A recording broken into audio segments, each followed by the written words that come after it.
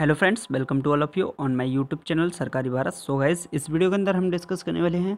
आज का पेपर हुआ है एसएससी सीएचएसएल का, और इस पेपर में कैसे कैसे क्वेश्चन पूछे गए हैं, मैथ्स, रीजनिंग और जीके का एनालिसिस कराने वाला हूं मैं आपको।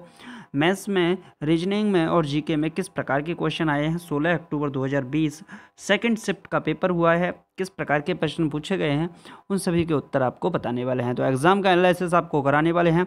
कई स्टूडेंट्स ने व्हाट्सएप के थ्रू और मैसेज के थ्रू ये क्वेश्चंस भेजे थे। तो चलिए समय न गवाते हुए वीडियो को स्टार्ट करते हैं। सबसे पहले आप सभी को एक बात बोलना चाहूँगा कि चैनल को सब्सक्राइब करना तो आप बिल्कुल मत भूलिएगा, क्योंकि आप सभी के लिए जैसे ही सीएचएसएल का एग्ज़ाम होगा तो उसके बाद डीआरडीओ का भी एग्ज़ाम होने की संभावना है। तो आपने अगर डीआरडीओ का फॉर्म भरा है तो आपके लिए 20 अक्टूबर से, यानी कि आज से 4-5 दिन बाद आपके लिए क्रैश कोर्स स्टार्ट होने वाला है। बिल्कुल फ्री क्रैश कोर्स होगा, इसी चैनल पर होगा। तो चैनल को सब्सक्राइब करना तो बिल्कुल ही ना भूलिएगा। चलिए फ्रेंड्स, पहुंचते हैं अपनी स्क्रीन पर। सो फ्रेंड्स, अब आ चुके हैं हम अपनी स्लाइड्स पर। तो अब पहला क्वेश्चन पूछा गया है। आज का क्वेश्चन है, बाबर को दिल्ली के सल्तनत के साम्राज्य पर आक्रमण करने के लिए किसने आमंत्रित किया था? बाबर को अगर दिल्ली सल्तनत पर आक्रमण किया था, कब किया था? 1526 ईस्वी में किया था। और बाबर ने आक्रमण किया था, और किस पर आक्रमण किया था? इब्राहिम लोदी की उस समय क्या था? शासन था दिल्ली पर, और लोदी वंश को समाप्त कर दिया था। 1526 ईस्वी में बाबर ने लोदी को हरा दिया था। ओके, तो इस सल्तनत के साम्राज्य पर आक्रमण करने के लिए किसने आमंत्रित किया था? तो आमंत्रित किया था राणा सांगा ने। किसने आमंत्रित किया था? राणा सांगा ने आमंत्रित किया था। चलिए फ्रेंड्स, नेक्स्ट क्वेश्चन को देख लेते हैं। तो नेक्स्ट क्वेश्चन है, भूमिगत बंकर संग्रहालय किस राज्य में खोला गया है? भूमिगत बंकर संग्रहालय किस राज्य में खोला गया है? तो इसका सही जवाब है महाराष्ट्र में। आपसे किसी ना किसी शिफ्ट में पूछ सकता है कि महाराष्ट्र के सीएम कौन है? तो कौन है? उद्धव ठाकरे। कौन है? उद्धव ठाकरे महाराष्ट्र के सीएम हैं। ओके, तो भूमिगत बंकर संग्रहालय किस राज्य में खोला गया है? महाराष्ट्र में। चलिए फ्रेंड्स, नेक्स्ट क्वेश्चन को देख लेते हैं। तो नेक्स्ट क्वेश्चन पूछा गया है आज के पेपर में, एक कक्षा के 24 छात्रों का औसत आयु 14 वर्ष है।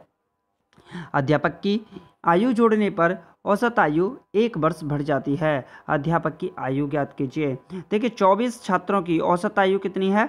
14 है। तो इनकी टोटल आयु कितनी होगी? तो इनकी टोटल आयु होगी 14 चौके 56, 14 दूनी 28, 28 और 5 32, यानी कि टोटल आयु अगर 24 छात्रों की देखें तो 326 ईयर होगी। अगर हम एक, इसमें क्या है, औसत आयु 1 बढ़ जाती है, तो 24 छात्रों में यदि अध्यापक की आयु को जोड़ने पर, अगर हम अध्यापक की आयु को जोड़ते हैं, अध्यापक की आयु को जोड़ते हैं तो टोटल कितने हो जाएंगे? 25 हो जाएंगे, छात्र और अध्यापक मिलके। और औसत आयु कितनी बढ़ जाती है? 1 बढ़ जाती है, यानी कि 15 हो जाती है। तो इसका गुणा 15 से करेंगे, 15 का 25 से, 15 पंजे 75 की 5 हासिल लाए 7, 15 दूनी 30 और 7 37।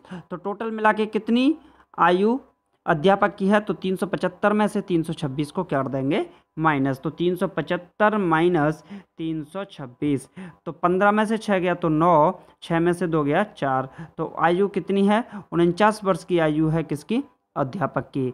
चलिए फ्रेंड्स, नेक्स्ट क्वेश्चन को देख लेते हैं। तो नेक्स्ट क्वेश्चन क्या पूछा गया है? क्वेश्चन आया है, संघर्ष स्थल के किस नेता का स्मारक स्थल है? जो संघर्ष स्थल है, ये किस नेता का स्मारक स्थल है? तो इसका सही जवाब है देवीलाल का। किसका? देवीलाल का। चलिए फ्रेंड्स, नेक्स्ट क्वेश्चन को देख लेते हैं। तो नेक्स्ट क्वेश्चन है, संविधान 35A को किस वर्ष संविधान में जोड़ा गया था? देखिए, संविधान का आर्टिकल 35A, जिसको अब हटा दिया गया है, क्योंकि आर्टिकल 35A और आर्टिकल 370, जो अनुच्छेद 370 और 35A था, इसको अब संविधान से हटा दिया गया है, इसमें संशोधन कर दिया गया है। तो ये कब जोड़ा गया था आर्टिकल 35A? तो इसको जोड़ा गया था 1954 में। चलिए फ्रेंड्स, नेक्स्ट क्वेश्चन देख लेते हैं। तो नेक्स्ट क्वेश्चन है, किस अंतर्राष्ट्रीय संगठन ने अक्टूबर 2019 में क्रिप्टो करेंसी फंड लॉन्च किया था? देखिए, क्रिप्टो करेंसी फंड की अगर बात करते हैं तो कौन सी अंतर्राष्ट्रीय संगठन था जिसने अक्टूबर 2019 में किया था? तो यूनिसेफ ने। चलिए फ्रेंड्स, नेक्स्ट क्वेश्चन देख लेते हैं। तो नेक्स्ट क्वेश्चन है आज के पेपर का, क्रिकेट की दुनिया में पहला डॉन ब्रैडमैन के रूप में किसे जाना जाता है?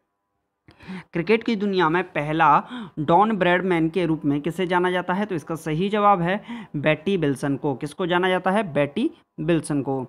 चलिए नेक्स्ट क्वेश्चन है, एक व्यक्ति की खर्च और बचत का अनुपात इतना है, यानी कि एक्सपेंडिचर की बात करें और सेविंग की बात करें, किसकी सेविंग की बात करें, तो इन दोनों का जो रेशियो दे रखा है 26:6 है। यदि कुल आयु इनकी 7250 रुपये है तो इनकी बचत कितनी होगी।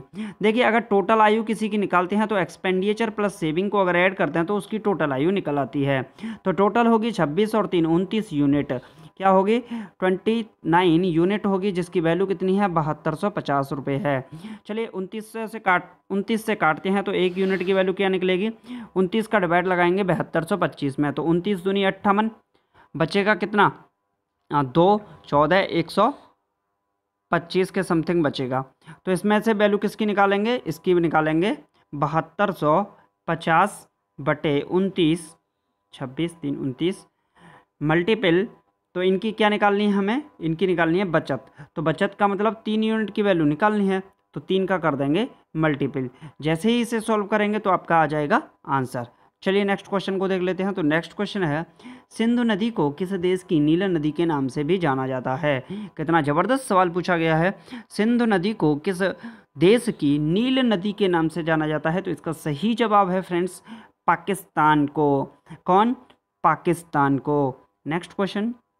नेक्स्ट क्वेश्चन है, बांग्लादेश का राष्ट्रीय खेल क्या है। मैंने बोला है कि कई शिफ्टों में आपसे जो आस पड़ोस के देश हैं, बांग्लादेश है, पाकिस्तान है, भूटान है, नेपाल है, श्रीलंका है, अफ़गानिस्तान है, उज्बेकिस्तान है, कजाकिस्तान है, इनसे रिलेटेड आपसे क्वेश्चन पूछ ही रहा है कि इनके राष्ट्रीय खेल कौन है, इनके प्रधानमंत्री कौन है, राष्ट्रपति कौन है। तो इस प्रकार के क्वेश्चंस को आप कर लीजिए याद। तो इसका सही जवाब है कबड्डी।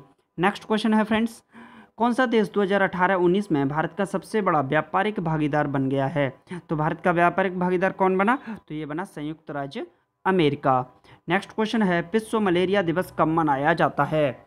देखिए मलेरिया दिवस कब मनाया जाता है, तो ये मनाया जाता है 25 अप्रैल को। कब मनाया जाता है, 25 अप्रैल को। नेक्स्ट क्वेश्चन है कहाँ से, रीजनिंग से। अगर GH को 78 लिखा जाता है तो 18-19 किस के द्वारा लिखा गया होगा।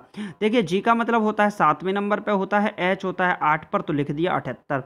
अगर इसको देखें तो 18 होता है किस पर, R पर, और 19 होता है किस पर, S पर, तो RS इसके प्लेस पर आ जाएगा। क्या आ जाएगा, RS। तो इसका सही जवाब होगा RS। चलिए नेक्स्ट क्वेश्चन को देख लेते हैं। तो नेक्स्ट क्वेश्चन है, दो संख्या को अनुपात 3:4 है, उनका मासा 4 है, तो उनका लासा क्या होगा।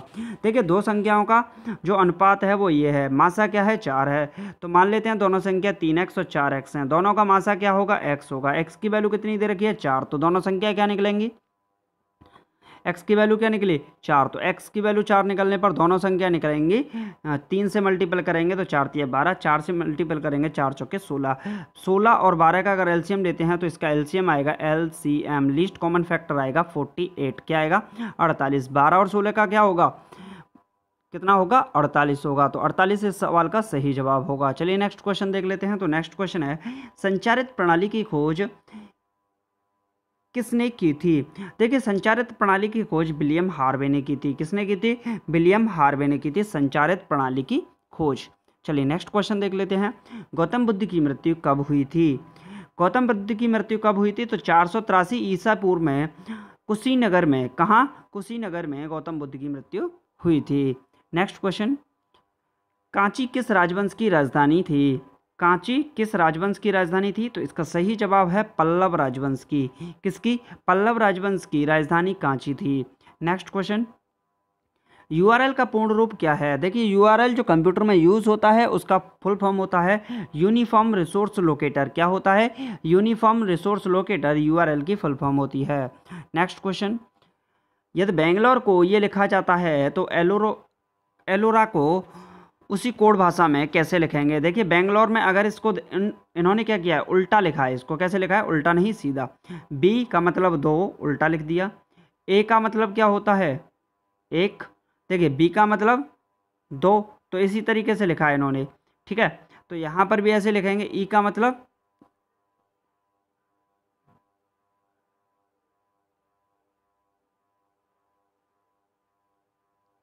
देखिए B का मतलब क्या होगा 2, A का मतलब 1 और 1 में जोड़ दिया 2, N का मतलब होता है 14, 14 का लिखा 4, G का मतलब होता है एक मिनट, चलिए फ्रेंड्स, उस क्वेश्चन में थोड़ी सी प्रॉब्लम थी।